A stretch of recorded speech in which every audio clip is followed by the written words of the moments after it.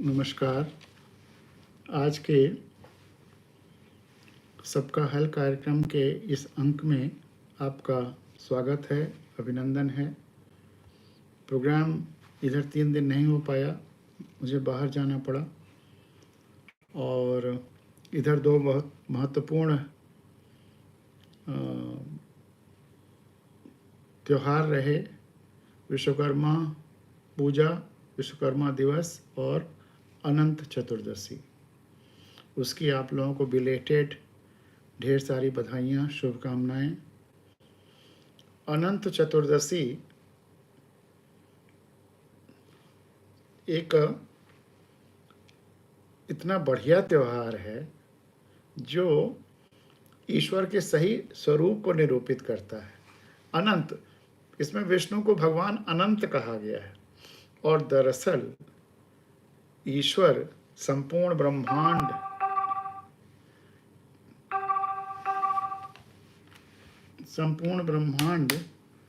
का जो total existence, पूरे कायनात, एक विराट जीवन शरीर है, अनंत है वो। तो वह अनंत जो शरीर है उसी का एक स्वरूप है,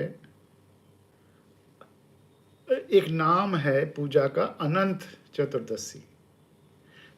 आख्यान, कहानियां ये सब तो जोड़ी ही हुई हैं, लेकिन जो उसका मूल स्वरूप है कि ईश्वर अनंत है। विष्णु जिसको हम कहते हैं वह भी अनंत का ही एक प्रतीक है। विष्णु की अगर हम कोई मूर्ति या देवालय भी बनाते हैं तो अगर उस मूर्ति या देवालय में जा करके या मूर्ति के सामने बैठ करके हमें उस अनंतता का बोध होता है, उस विराट ब्रह्मांड का बोध होता है, तभी हम समझ पाए कि ईश्वर क्या है। अन्यथा ईश्वर केवल मूर्तियां या देवालय नहीं है। तो अनंत चतुर्दशी इसका निरूपण करता है कि ईश्वर अनंत है या अनंत ही ईश्वर है।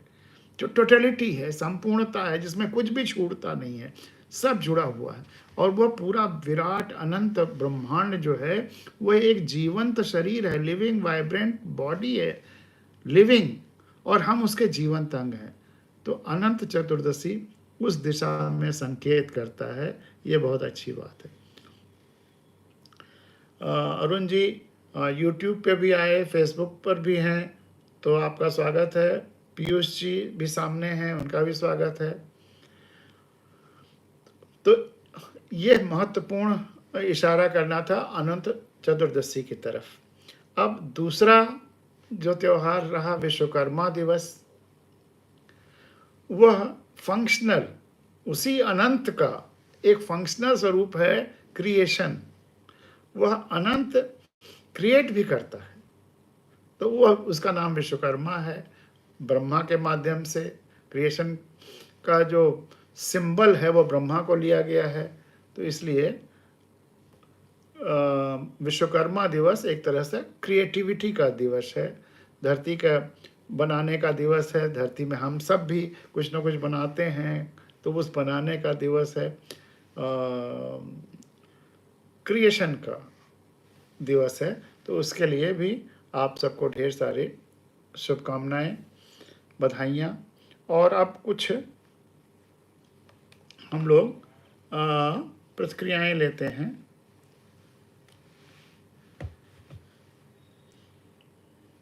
और छोटी छोटी बातें कैसे कैसे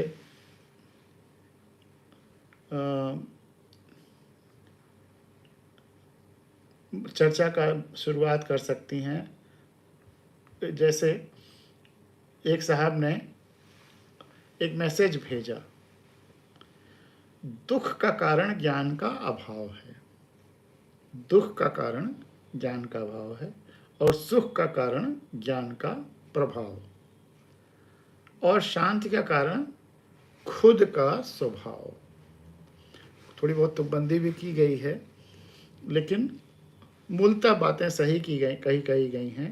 तो दुख का कारण ज्ञान का अभाव है, बुद्ध के माध्यम से कहलाया गया है।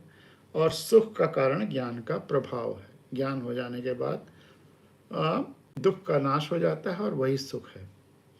और शांति का कारण खुद का स्वभाव, आदमी का अगर स्वभाव है सबसे जुड़ाव का, अगर वह सबसे जुड़ाव महसूस कर रहा है तो वह शांत रहेगा। और अशांत उतना ही होगा जितना कि या तो दुख के कारण है या सबसे जुड़ाव न होने पर भी दुख का कारण बनता है। पदम चलानी जी भी सामने हैं, उनका भी स्वागत है। रंजीत माझी जी हैं, उनका भी स्वागत है। अब इस पर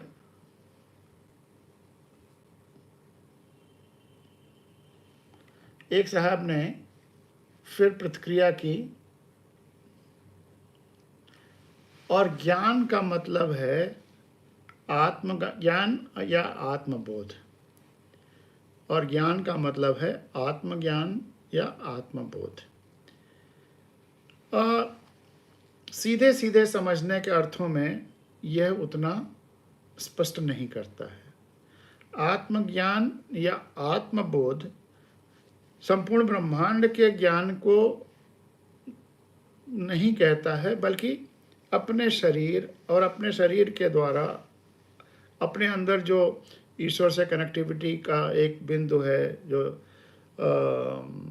उसका अंश है, जिसे आत्मा भी कह सकते हैं, तो उस आत्मा या उस अंश का बोध, इसी को आत्मज्ञान या आत्मबोध कहते हैं। जैसे ये हाथ है, ये शरीर से जुड़ा हुआ है, लेकिन इस हाथ का आत्मज्ञान, इसके बारे में इसको ज्ञान हो, पूरे शरीर के बारे में ज्ञान हो, तो वह संपूर्णता का ज्ञान कहा जाएगा। आत्मज्ञान मतलब इस हिस्से का ज्ञान, शरीर के हाथ का, अगर हाथ के बारे में कहा जाए।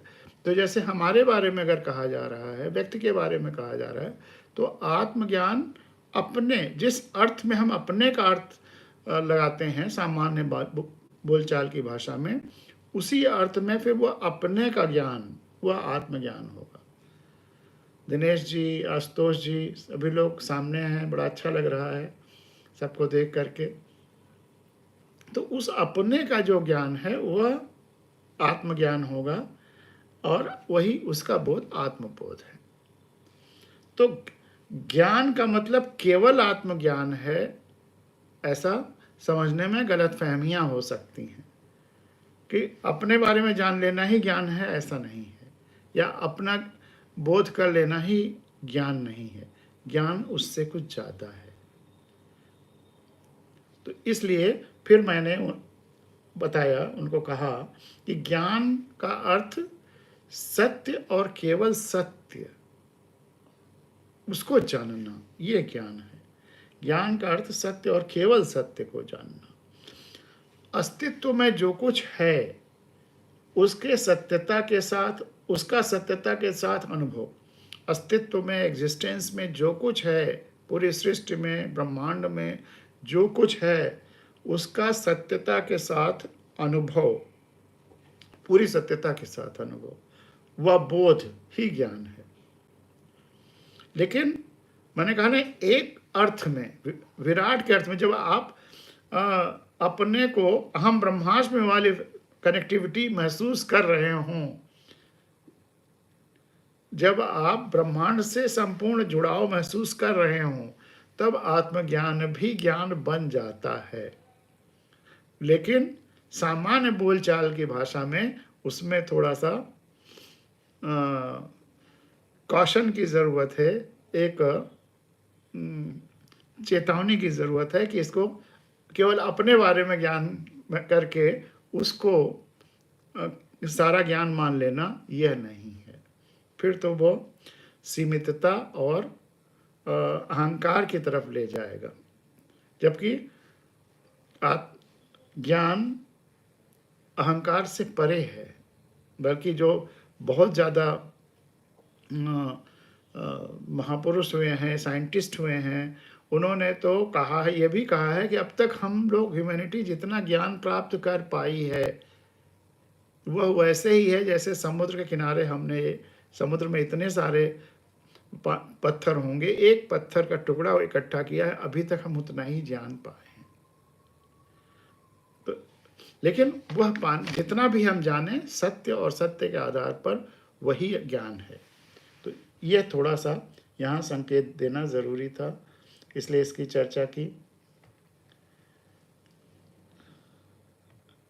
आज एक और दिन है, मैंने कहा ना कि विश्वकर्मा दिवस और अनंत चतुर्दशी, ये तो 16 तारीख को थे, लेकिन आज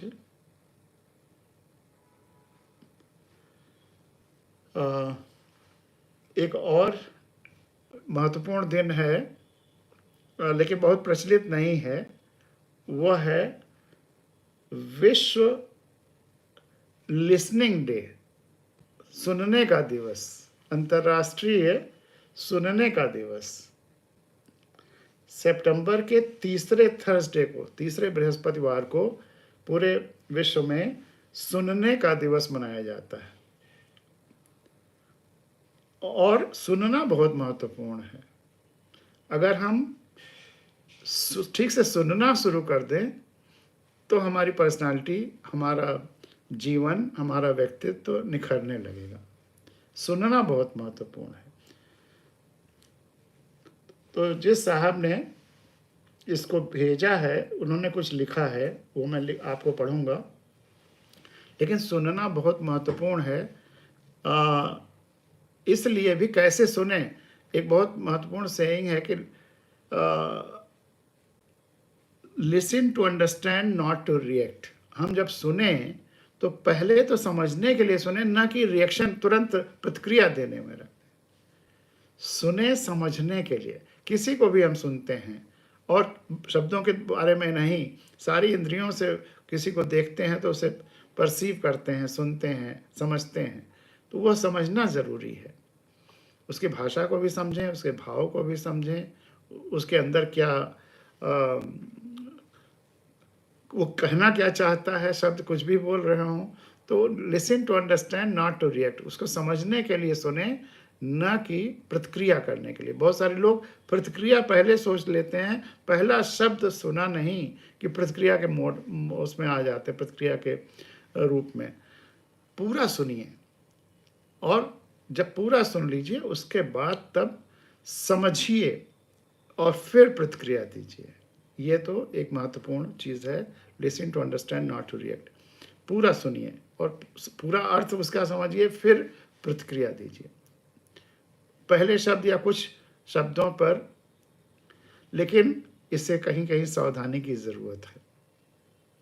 आपको बहुत ऐसे लोग मिल जाएंगे कि जो आप एक ही चीज़ को 50 बार कहेंगे।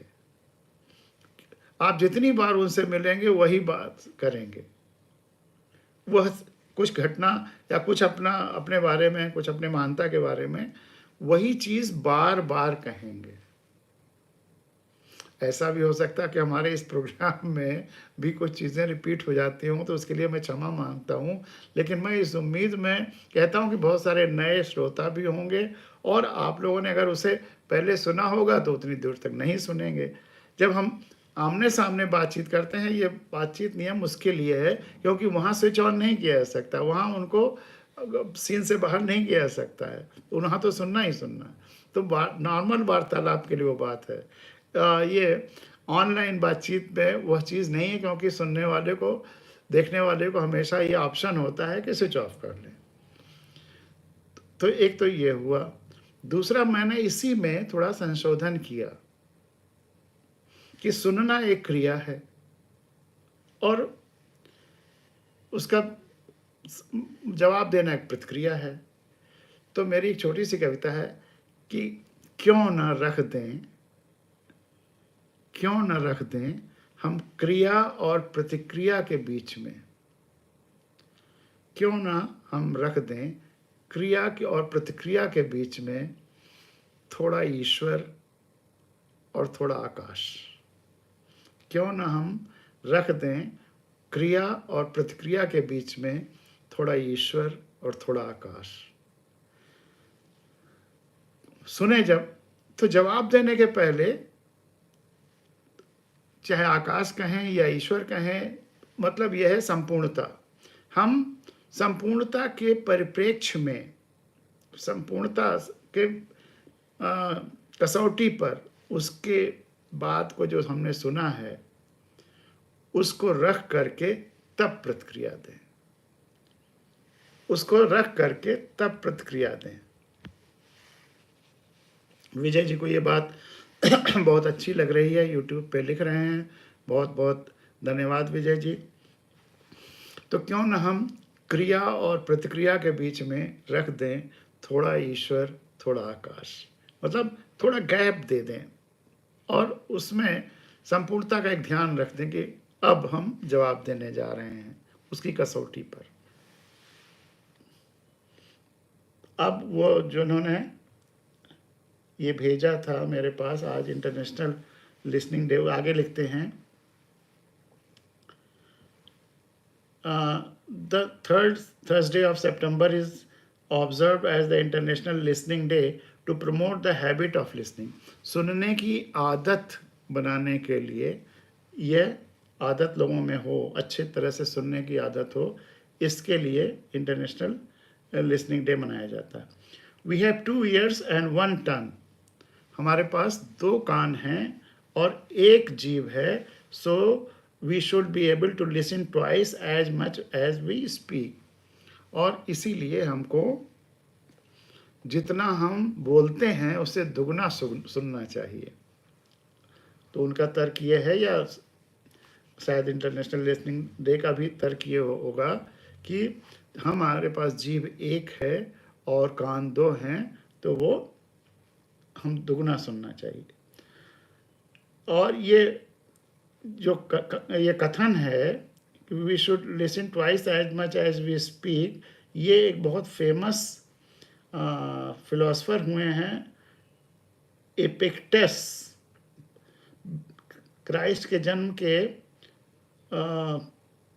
55 से 135 साल पहले वो रहे हैं, क्राइस्ट के पहले उनका है, एपिक्टेस का है। और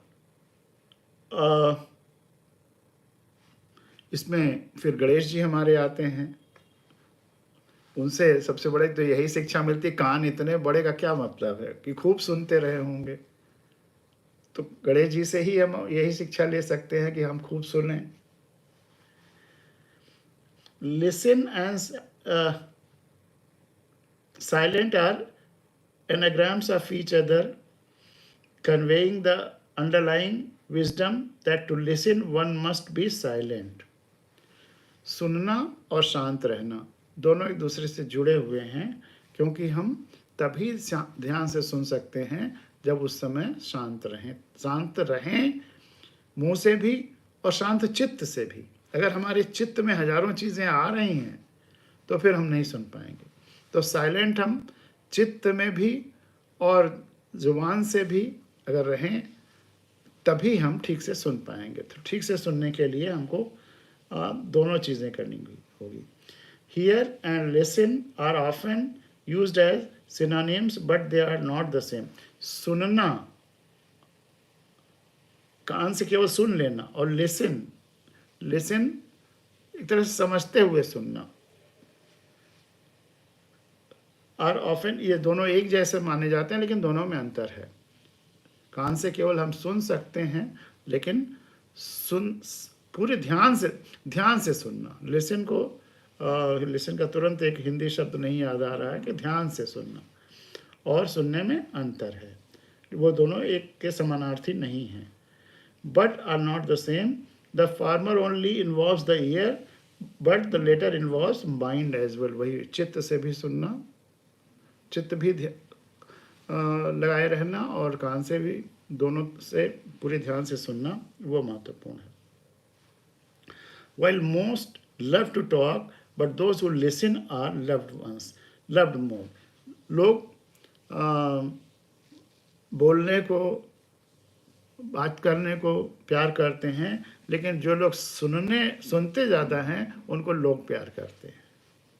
The ears of listening are the eyes of soul. वह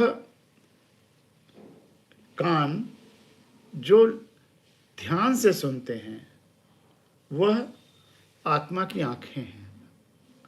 एक तरह से आत्मा में जो बात जाती है वो हर इंद्रिय से जाती है। तो कान के माध्यम से जो अच्छी बात जाती है तो वह भी आत्मा की आँख है। किसी मनुष्य की आत्मा की जो आँखें हैं, जितनी इंद्रियां हैं सब उसकी आँखें हैं। तो ध्यान से अगर सुना जाए तो वो आत्मा की आँख बन जाती है। तो द ईयर्स ऑफ लिसनिंग और द आईज ऑफ सोल, ये भी एक अंग्रेजी कहावत है।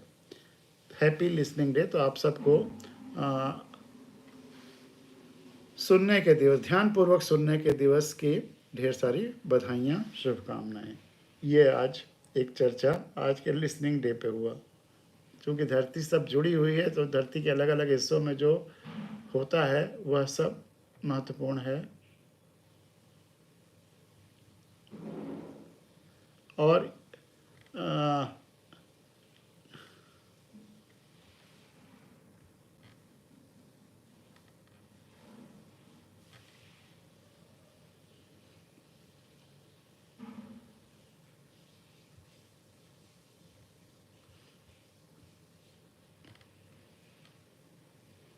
प्रतिक्रियाएं जो आती हैं उस पर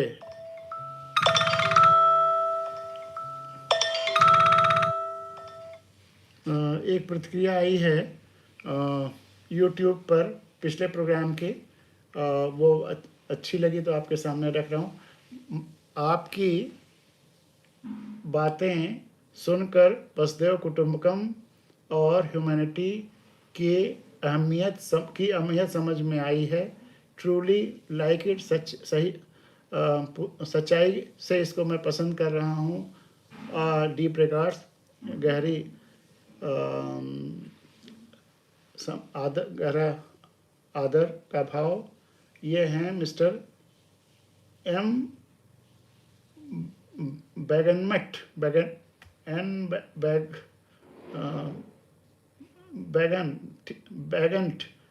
एम बैगंट। तो बहुत बहुत धन्यवाद।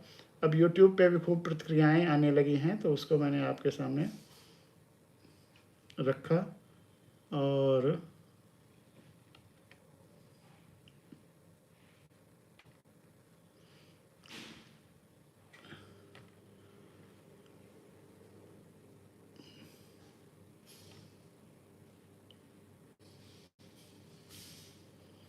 RD तिवारी जी का एक प्रतिक्रिया पढ़ करके मैं फिर आज की जो हम लोगों की चर्चा है उस पर आते हैं। आदरणीय गिरीश जी के प्रति आभार। हिंदी में लिखने पढ़ने से दूर रह गया हूँ। हिंदी से अधिक संस्कृत सरल लगने लगी थी, लेकिन गिरीश जी ने उस भाव को पुनर्जीवित किया है। मैंने उन्हें कहा कि आपकी जो प्रतिक्रिया लिखनी है वो हिंदी में लिख करके भेजिए, तो उस पर वो अपनी प्रतिक्रिया लिख रहे हैं मेरे उस बात पर। हिंदी भाषा को भी परिवेश का ध्यान रखते हुए समावेशी होना पड़ेगा। हिंदी भाषा को भी सबको अपने में समाहित करना पड़ेगा। सही बात है, बिल्कुल। अंग्रेजी भाषा में ऐसे न जाने कितने शब्दों को ऑक्सफोर्ड डिक्शनरी में जगह दी है, तभी भाषा जीवंत रहती है। हर साल ऑक्सफोर्ड डिक्शनरी ढेर सारे हिंदी और दुनिया की सभी भाषाओं के शब्दों को अपने में शामिल करती है। हिंदी को अपने सभी सहयोगी भाषाओं के साथ सौहार्दपूर्ण वातावरण में अग्रसर होना पड़ेगा। उर्दू या का विरोध यानी भाषाओं का स्पर्धा नहीं, बल्कि शक्ति और सहयोग मिलना चाहिए। ये हिंदी दिवस पर शायद वो लिख रहे हैं। गिरीश जी सबसे जुड़ाव की बात करते हैं, विन विन विन की बात साहस से करते हैं, अंधकार में प्रकाशपुंज की तरह दिखते हैं। ऐसे मित्रों का जिक्र करते हैं जिनके मन में ग्रीटिंग्स में भी हिंदू मुस्लिम होता है। बहुत सारी चीज़ें बहुत कुछ सोचने पर मजबूर करती हैं। हवा बहुत दूषित है, साफ करने की ज़रूरत है। गिरीश जी की कविता और कहानियों से मन शांत होता है, जीवनी शक्ति मिलती है, आशावान रहने की शक्ति मिलती है। भावगंगा और सबका हल मुझे एजेंडा 21 जो तमाम वैश्विक प्रोटोकॉल से रूबरू कराता है। एजेंडा 21 के बारे में अभी संक्षेप में 2-4 लाइन में ही चर्चा करेंगे, क्योंकि इस पर विस्तार से चर्चा किसी दिन पूरे प्रोग्राम में होगी। आशावान रहने की शक्ति मिलती है। भावगंगा और सबका हल मुझे एजेंडा 21 और तमाम वैश्विक प्रोटोकॉल से रूबरू कराता है। भावगंगा और सबका हल हमें सही विकल्प तलाशने में उपयोगी होगा। अब तो जरा सा एजेंडा 21 1992 में पर्यावरण और विकास पर संयुक्त राष्ट्र सम्मेलन पृथ्वी सम्मेलन में विश्व नेताओं और हस्ताक्षरित घोषणा है, जो ब्राज़ील के रियो दी जेनेरो में हुई थी। इसका उद्देश्य वैश्विक संधारणीय विकास को प्राप्त करना है। यह सार्वजनिक हितों, आपसी समस्याओं और साझा जिम्मेदारियों पर वैश्विक सहयोग के माध्यम से पर्यावरणीय क्षति, दरिद्र और रोग से निपटने की एक कार्यसूची है। तो इस पर एक अलग से प्रोग्राम की ज़रूरत है। और संधारणीय विकास, ऐसा विकास जो सस्टेनेबल हो, जो धरती खुशी खुशी बर्दाश्त कर सके, धरती पर बोझ न बने, पर्यावरण पर बोझ न बने, धरती स्वस्थ रहे। संधारणीय जो ठीक से सरलता से धारण करने योग्य हो पृथ्वी और पर्यावरण को, तो उसके लिए अलग से एक प्रोग्राम की ज़रूरत है। उस पर हम लोग तब आगे चर्चा करेंगे। अब आते हैं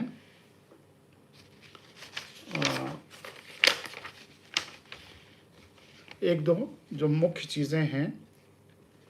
एक आजकल बहुत चर्चा हो रही है वन नेशन वन इलेक्शन की। फिर से चर्चा बहुत फैलाई जा रही है या फैल रही है। शुरुआत तो सरकार ही करती है, एक शिगुफा या शगुफा जो भी कह लीजिए, वह सरकार ने ही छोड़ा है। लेकिन यह वन नेशन वन इलेक्शन हम देश ने शुरुआत वहीं से की थी। इस पर जब भी चर्चा देखता सुनता हूँ तो मुझे हंसी आती है अंदर से कि क्या देश में इतना पागलपन हो सकता है? बिना सोचे समझे भी बहस हो सकती है।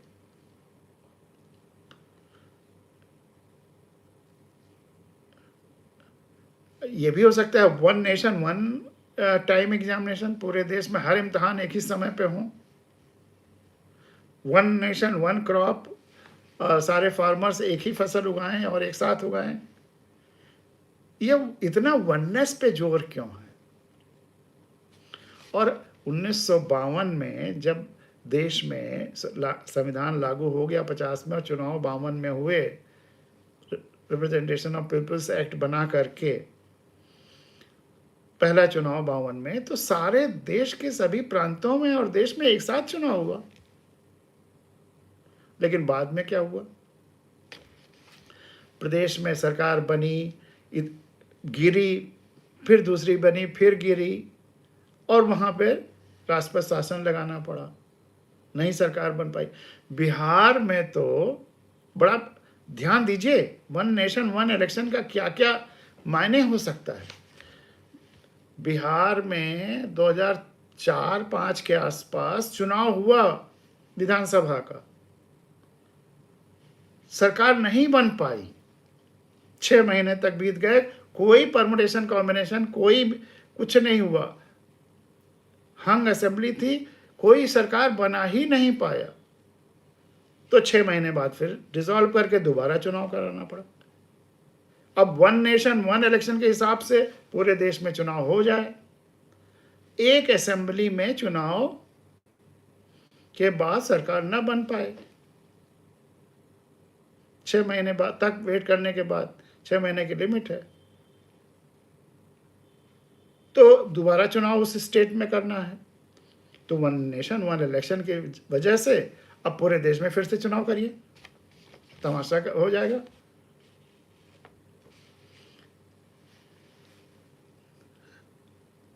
कोई कहेगा कि राष्ट्रपति शासन लगा दीजिए, लेकिन राष्ट्रपति शासन की भी सीमा है। और राष्ट्रपति शासन फिर तो केंद्र यही चाहेगा कि सारे प्रदेशों में राष्ट्रपति शासन लगा दिया जाए। डेमोक्रेसी कहाँ रह गई? हमारा फेडरलिज्म कहाँ रह गया? हमारा कॉन्स्टिट्यूशन में डिक्टेटरशिप की तरफ तो नहीं जाना है। तो इसलिए यह वन नेशन वन इलेक्शन की यह अवधारणा ही भ्रामक है, त्रुटिपूर्ण है, दोषपूर्ण है और निहित स्वार्थ कहीं ना कहीं बहुत गहरे में है। तो इससे लोगों को बचना बचाना, और यह इम्प्रैक्टिकल है, अप्रायोगिक है, प्रयोग में लाने लायक है ही नहीं। यह हंसने हंसाने के लिए, डिस्कस करने के लिए तो बहुत अच्छा है, लेकिन हाँ, कुछ लोग एक तर्क देते हैं कि बार बार चुनाव करने में कभी केंद्र का कभी राज्य का बहुत खर्चा आता है और इससे देश को बचाना है। इससे भ्रामक वक्तव्य भारत के लोकतंत्र के लिए और नहीं दिया जा सकता। इस पर मैंने चर्चा भी की है, आप लोग चाहेंगे तो फिर चर्चा करेंगे। चुनाव में पहली बात तो ये जान लीजिए कि हर चुनाव में संकट किस पर आता है? नेताओं पर। उनको जनता के सामने जाना होता है, चाहे मध्यावधि चुनाव हो, चाहे रेगुलर चुनाव हो, कोई भी चुनाव हो। तो केंद्र एक ही बार चुनाव में निपट लिया तो ठीक है, अब 2 बार निपटना होगा, एक बार केंद्र के लिए, एक बार राज्य के लिए। तो दोहरा संकट नेताओं पे आता है, पार्टियों पे आता है। जनता पर नहीं संकट आता। जनता को तो एक अवसर है, एक मौका है। कोई पंचवर्षीय योजना वह काम नहीं कर पाती जो एक चुनाव कर देता है।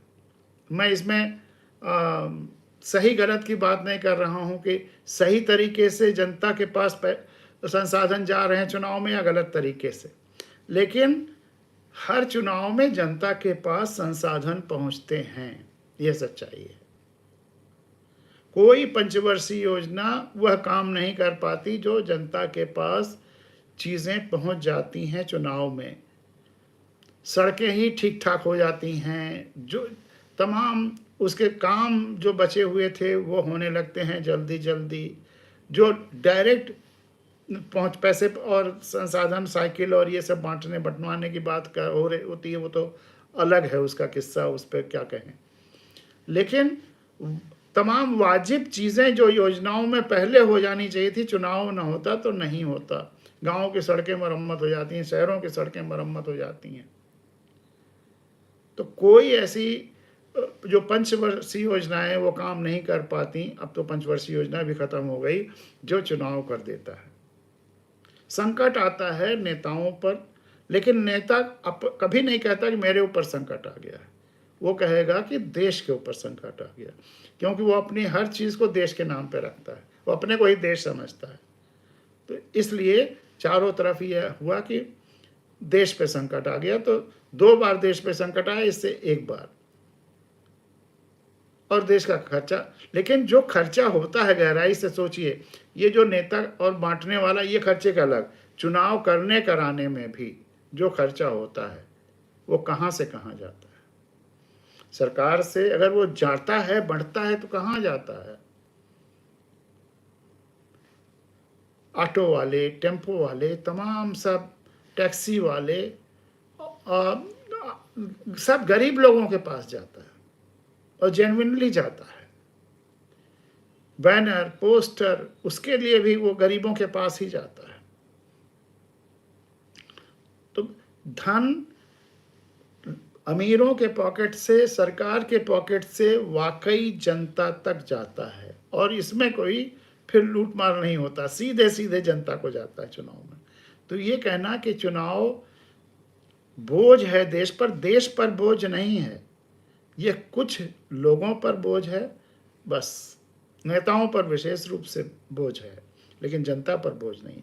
जनता के लिए तो एक अवसर है जहाँ पे लोगों को मौका मिलता है। अरुण जी लिख रहे हैं द डिसीजन, अच्छा बहुत जल्दी इस पे हट जाता है।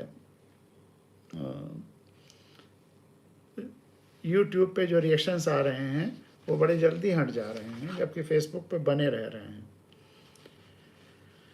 तो इसलिए यह जो वास्तविक कारण दिखाया जाता है, मतलब कारण बताया जाता है लोगों को समझाने के लिए कि देश पर बोझ है, देश पर कोई बोझ नहीं है, और यह इम्प्रैक्टिकल है, असंभव है, हो ही नहीं सकता, और ये यूनिटरी गवर्नमेंट की तरफ ले जाने की कोशिश है। अब 240 सीट के साथ रूलिंग पार्टी तो इसको कर ही नहीं सकती है, असंभव है। जैसे तमाम सारे डिसीजंस पोस्टपोन करते हैं, वही इसी तरह ये भी पोस्टपोन होगा और ठंडे बस्ते में चला जाएगा। हाँ, कुछ दिन का शिगुफा या सगुफा चलता रहेगा। तो इसलिए और अन्यथा इतना ज़्यादा देश में ख्यास हो जाएगा कि देश चलाना मुश्किल हो जाएगा। तो इसलिए यह एक धोखा है, लोगों के आंख में धूल झोंकना है। इसके लिए जो भी शब्द कहे जाएं वो छोटे हैं, तो देश को इस पे ज़्यादा ध्यान देने की ज़रूरत नहीं है। अब एक चीज़ और कहा जाता है कि देश विश्व गुरु बनने के कगार पर है या बन गया है, लेकिन विश्व गुरु किन किन चीज़ों में बन रहा है, इसको गहराई से सोचना होगा। एक दिन मैंने किसी दिन कहा भी था कि देश विश्व गुरु बन गया है, पूरे दुनिया में क्राइम कैपिटल बन गया है, अपराध का केंद्र हो गया है, अपराध की राजधानी हो गया है देश।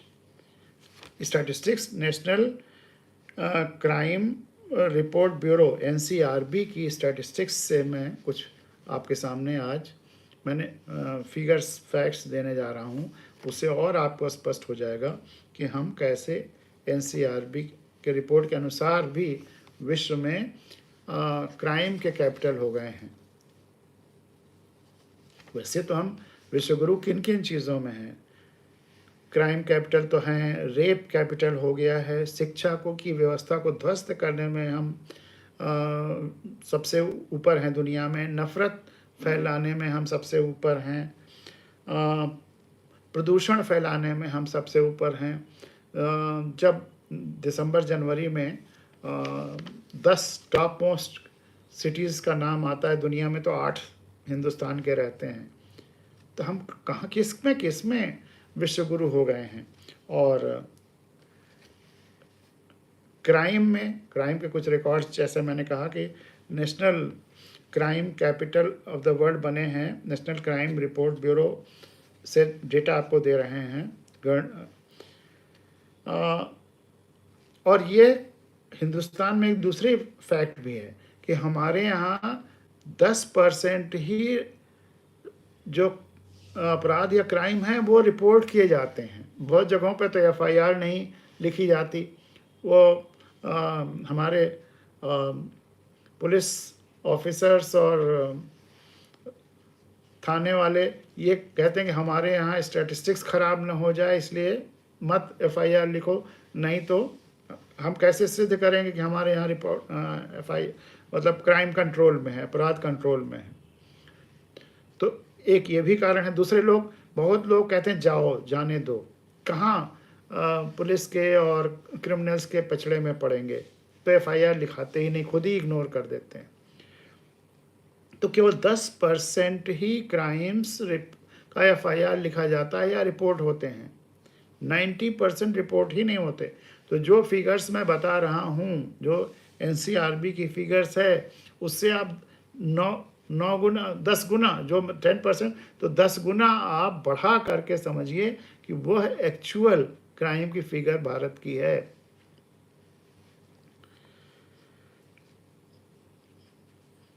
है 31,000 से ज़्यादा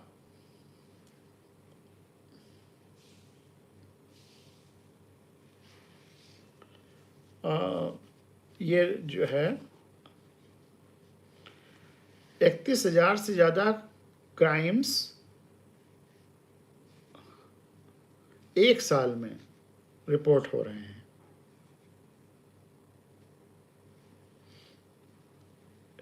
2 साल पहले का आंकड़ा है कि 31,000 क्राइम रिपोर्टेड हैं। अब आप इसे 10 गुना से ज़्यादा कर लीजिए।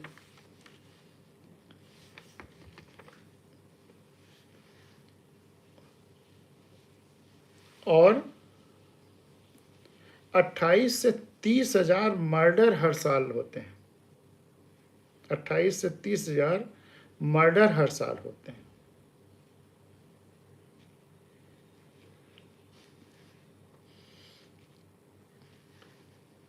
बीस से 22,000 छोटी बच्चियों के साथ, 6 साल के आसपास या उससे कम बच्चियों के साथ सेक्स क्राइम्स, 20 से 22,000 हर साल, 20 से 22,000 बच्चियों के साथ सेक्स क्राइम्स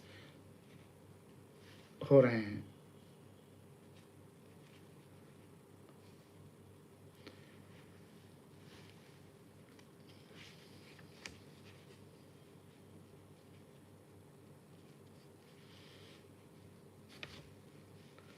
तो 28 से 30,000 मर्डर हर साल हो रहे हैं, यानी कि 78 मर्डर पर डे। हर रोज 78 मर्डर देश के किसी न किसी हिस्से में। यह तब जब हमारा धर्म इतना, देश इतना धर्म भीरु कहा जाता है, धर्म को मानने वाला कहा जाता है, संस्कारी कहा जाता है। किडनैपिंग 2 साल पहले का आंकड़ा, 2 साल पहले की स्टैटिस्टिक्स, 1,07,000 किडनैपिंग, 294 किडनैपिंग रोज यह देश में हुआ है। छोटी छोटी बच्चियों की किडनैपिंग, 4 साल, 5 साल, 6 साल, बहुत सारे तो ट्रैफिकिंग के लिए, उनका दुरुपयोग करने के लिए।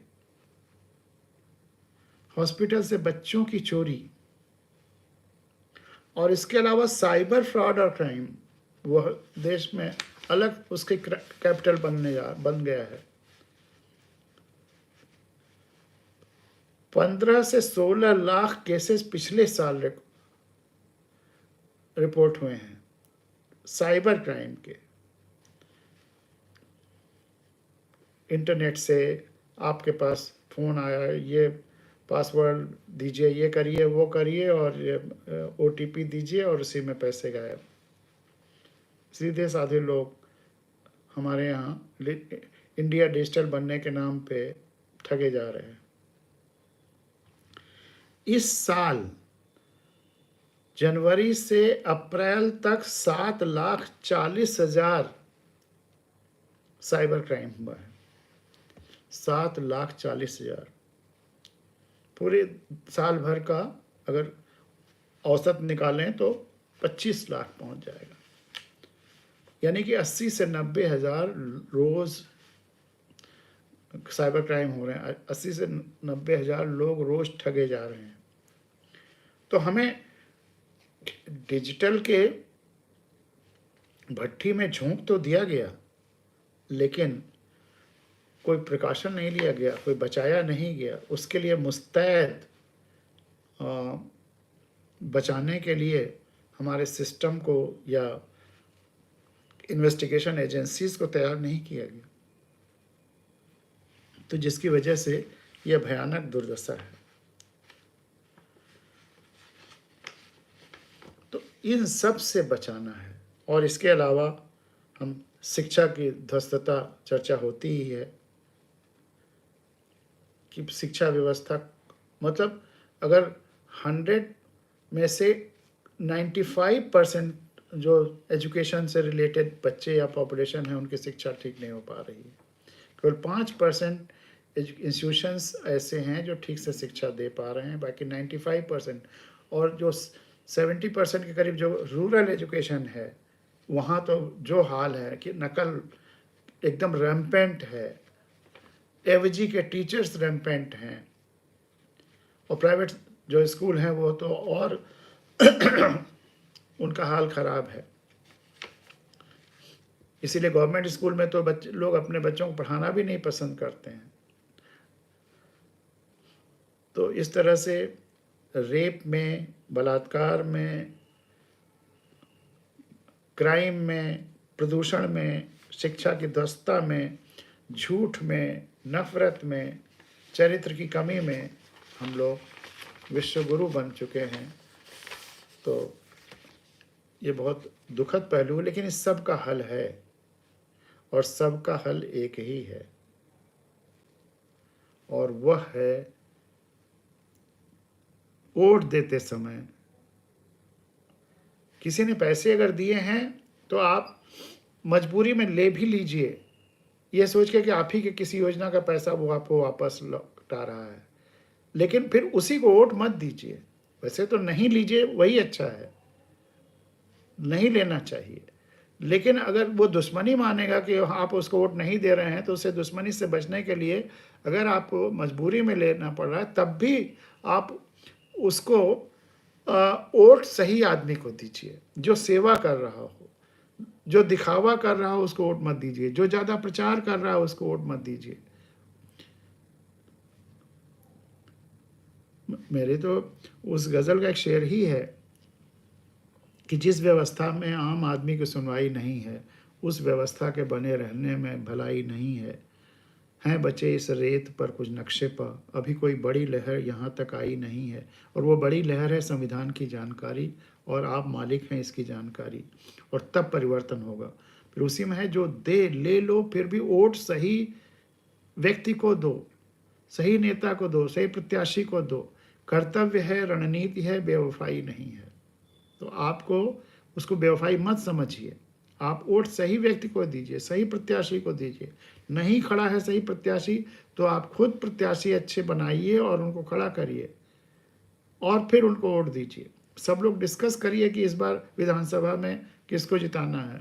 गांव सभाओं में तो ये शुरू हो गया है प्रक्रिया, लेकिन अगला, चूंकि कॉन्स्टिट्यूंसी छोटी होती है विधानसभा की, वहाँ इसके लिए तैयारी करिए।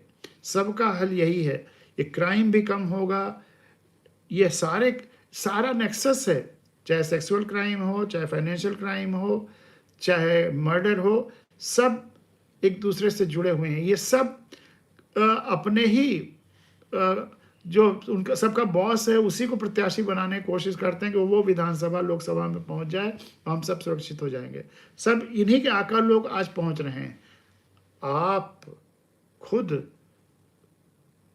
मालिक अपने को समझिए, आप आका हैं, और ये सब सेवक हो जाएंगे। आप अपनी आंखें खोलिए। और धर्म से भी अगर आपको गलत कहीं पर मैसेज आ रहा है इंद्र जैसे देवताओं से, तो उनको भी दरकिनार करिए। आखिर सती प्रथा दूर हुई ना, बाल विवाह दूर हुआ, छुआछूत दूर हुई, तो वैसे ही इंद्र जैसे देवताओं को भी अब आप महिमा मंडित मत करिए, मत होने दीजिए, तभी समाज बचेगा। आशुतोष जी लिख रहे हैं, अत्यंत दुखद है यह आंकड़े, लेकिन क्या करें आशुतोष जी, खून के घूंट पीकर भी ये आंकड़ों को स्वीकार करना पड़ता है। लेकिन इसको बचने का हल यही है कि सब लोग संविधान जाने, अपने को मालिक जाने। अब हम ही व्यवस्थापक हैं इस देश के, बाकी सब सेवक हैं, हमें सही सेवकों को चुनना होगा। तो रोज़ सोचता हूँ कि अब प्रोग्राम 30 मिनट 35 मिनट का रखेंगे, लेकिन देखिए आज भी 49-50 मिनट होने ही जा रहा है। तो इसी के साथ आज का ये सबका हल कार्यक्रम समाप्त होता है। कल फिर मिलेंगे। शुभ रात्रि, कल का आपका दिन शुभ हो। बहुत बहुत धन्यवाद, बहुत बहुत धन्यवाद।